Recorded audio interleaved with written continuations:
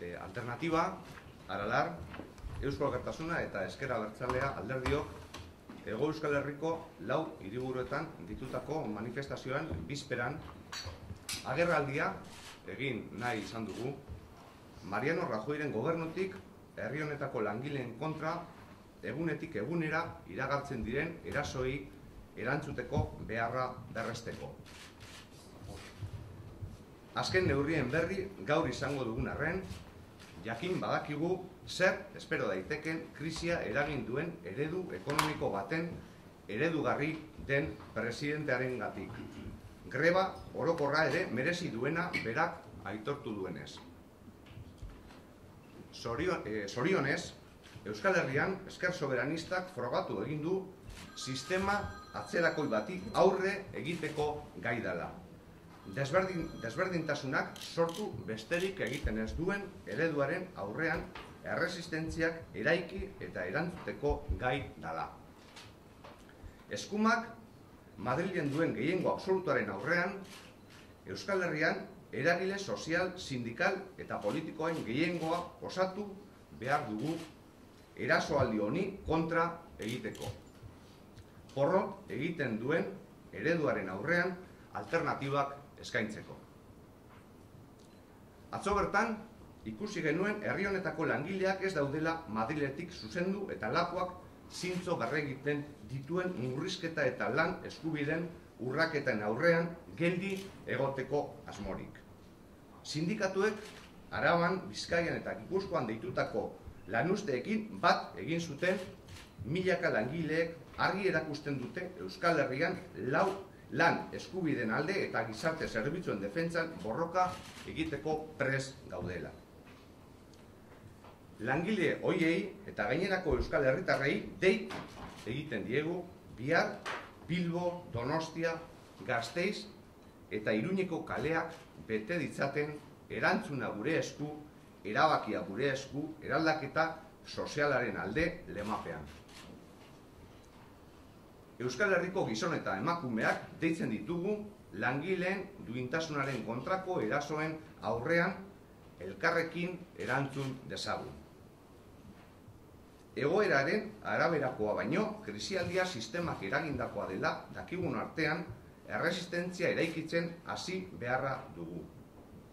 Euskal Herria ezkerretik eraiki nahi dutenei dei egiten diegu. Erabakiak elkarrekin hartu eta gure herriaren burujabetzaren aldeko apustua aldarrikatzen dutenei.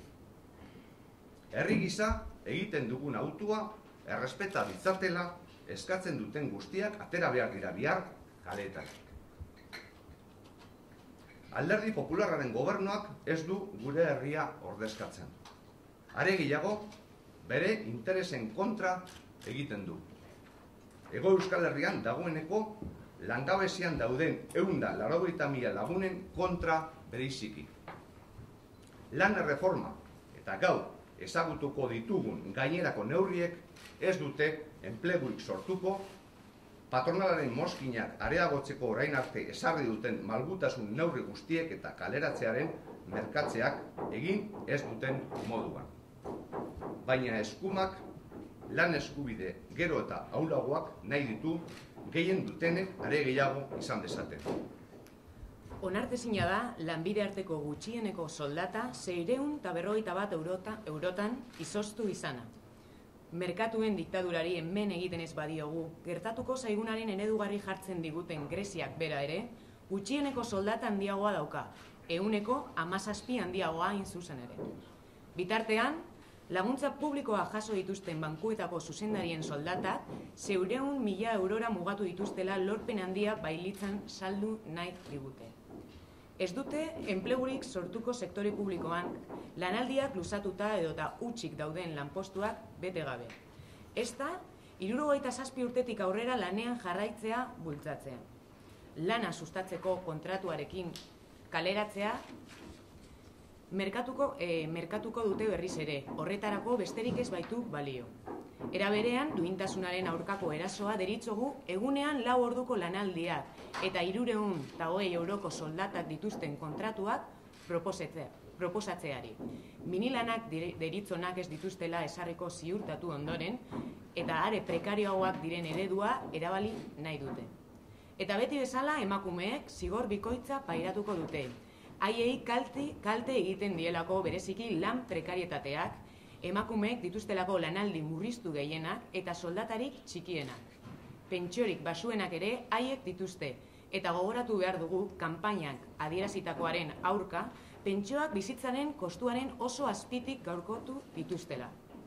Larunbat honetako manifestaziora ez ezik, ezkerraldean hilaren 17irako hemen gaudeon alderdiok deitu dugu mobilizaziorako deia egiten dugu. Era berean, hainbat sindikatu eta eragile sozialek 25ean Bilbon antolatu duten martxare babestuko dugu. Euskal Herriak eman behar duen erantzuna pairatzen ari garen erasoarekin proportzionala izan behar delako eta horren arabera, egin daitezkeen mobilizazio guztiekin ere ez da nahikoa izango. Badakigu eskumak murrizketa gehiago gordetzen dituela, banka patronala, rating agentziak eta Europako batzordea gustora egon daitezen lan egiten jarraituko duela. Privatizazioak, kopagoak, sistema publikoaren desegitea, natur baliabideen kontrako erasoak. Guztiok dakigunez, martxoaren 25eko Andaluziako hauteskundeen ostean etorriko dira neurri berriak, merkatuen bankarek eta patronalaren aginduetara inolako konplexurik gabe jokatu ahal izango duelako orduan PPek. Euskal Herriko ezkerrak kaleak hartu behar ditu erreforma hauek salatu eta atzera eragiteko, lan harremanen esparru propioa aldarrikatzeko, bestelako eredua eraikitzea ahalbidetuko diguna, justizia sozialean eta aberastasunaren banaketan oinarritutakoa.